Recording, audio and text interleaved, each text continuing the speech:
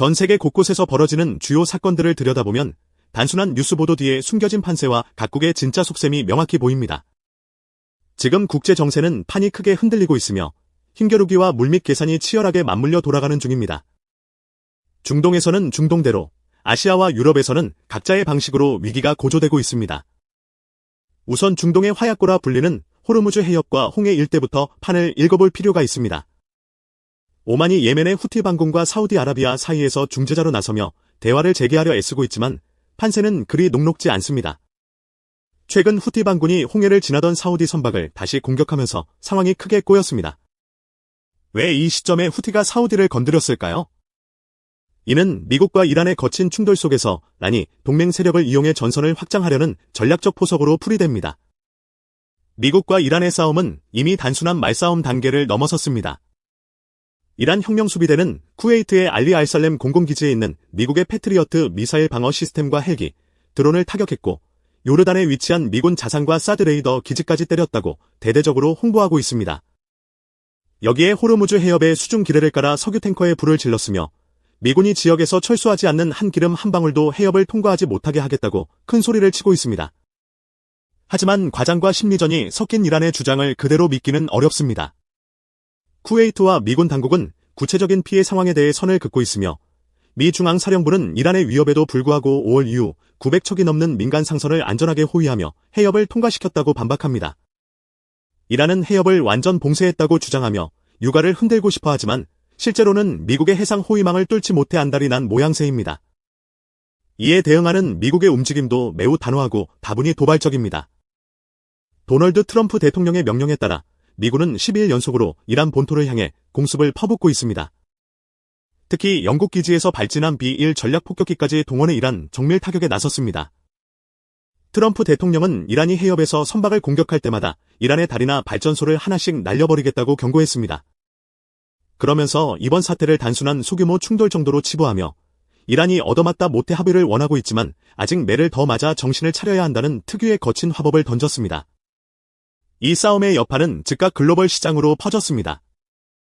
브렌트유가 배럴당 $96를 돌파하며 인플레이션 공포를 다시 자극하고 있습니다. 마르코 루비오 미 국무장관은 필리핀 마닐라에서 열린 동남아시아 외교 무대에서 이란이 후티 반군을 꾀어내 사우디 선박을 공격하게 만들었다며 후티가 이란의 판짜기에 낚인 꼴이라고 꼬집었습니다. 중동의 좁은 바닷길을 둘러싼 힘싸움은 결국 글로벌 에너지 주도권을 누가 쥐느냐의 지저분한 이권 투쟁인 셈입니다. 동유럽으로 눈을 돌려보면 러시아와 우크라이나의 전쟁은 5년째 접어들며 지루하고 피비린내 나는 소모전으로 치닫고 있습니다. 전선 자체는 효착 상태로 고착되었지만 공중에서는 치열한 폭격전이 이어지고 있습니다. 우크라이나가 러시아 본토와 강제 병합된 크림반도를 향해 드론과 미사일 공격을 가해 어린이를 포함한 민간인 사망자가 발생하는 등 비극이 이어지고 있습니다. 지상전에서 커다란 돌파구를 찾지 못하자 양측 모두 공중 공격을 통해 상대방의 후방과 후방 민심을 흔드는 전략을 쓰고 있는 것입니다. 동남아시아의 남중국해 역시 중국의 힘자랑으로 시끄럽습니다. 필리핀 해안경비대는 분쟁 수역인 영유권 분쟁 암초 근처에서 고립된 어민들에게 구호물자를 전달하려던 민간 선박을 향해 중국 해경이 물대포를 쏘며 위협 운항을 했다고 비판했습니다. 중국은 남중국해 전체를 자신들의 앞마당으로 만들기 위해 회색지대 타격 전략을 일상적으로 펼치고 있으며 이에 맞서는 필리핀은 국제사회의 시선을 끌어모으며 명분을 쌓는 싸움을 이어가고 있습니다. 한편 동남아의 또 다른 축인 태국 남부에서는 오랫동안 잊혔던 분리주의 반군의 테러가 다시 피어오르며 피바람이 불었습니다. 나라트와주의 한 안보 검문소에 픽업 트럭과 오토바이를 탄 무장한 한 무리의 진압군이 침투해 관제 군인을 향해 총탄을 퍼붓고 파이프 폭탄을 던졌습니다. 이 공격으로 중군사 조직 소속 군인 5명이 숨지고 민간인 6명이 다쳤습니다. 범인들은 총기와 방탄조끼까지 챙겨 달아난 뒤 차량을 불태우고 자취를 감추었습니다. 전날 경찰서 앞자동차 폭탄 테러에 이어진 이번 사건은 2004년부터 이어진 태국 남부 이슬람 분리주의 운동의 뿌리 깊은 갈등을 보여줍니다. 이미 20년간 7,000명 이상이 목숨을 잃은 이 지역에서 말레이시아의 중재로 평화회담을 열려 했으나 자치권 수준과 안보 문제를 둘러싼 불신 때문에 대화는 늘 제자리 걸음이었습니다. 반군들은 폭력의 수위를 높여 정부를 압박하려 하고 태국 정부는 테러에 굴복하지 않겠다며 대대적인 수색에 나서는 악순환이 되풀이되고 있습니다. 외교 무대인 UN 안전보장이사회에서는 인도와 파키스탄이 또 한 번 대차게 붙었습니다. 자원 관리를 논의하는 유연한 회의장이 순식간에 날선 비난전으로 변했습니다.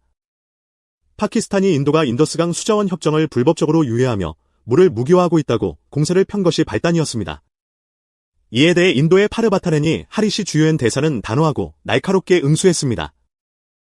인도는 1960년부터 지켜온 인더스강 수자원 협정을 지난해 파헬감 테러 사건 이후 유예 상태로 돌렸는데 하리시 대사는 국경을 넘나드는 국경 너머 테러를 일상적인 국가 정책으로 쓰는 나라와 어떻게 상호 신뢰나 수자원 협력을 논할 수 있겠냐며 파키스탄의 뼈를 때렸습니다. 인도는 자국의 정당한 영토인 잠무 카슈미르 문제를 파키스탄이 불법 점령하고 있으면서 헛소리를 한다고 일침을 놓았고 파키스탄의 물 부족 문제는 인도의 상류 제방 때문이 아니라 파키스탄 자체의 낡은 수로와 한심한 수자원 관리 능력 때문이라고 팩트를 짚어냈습니다.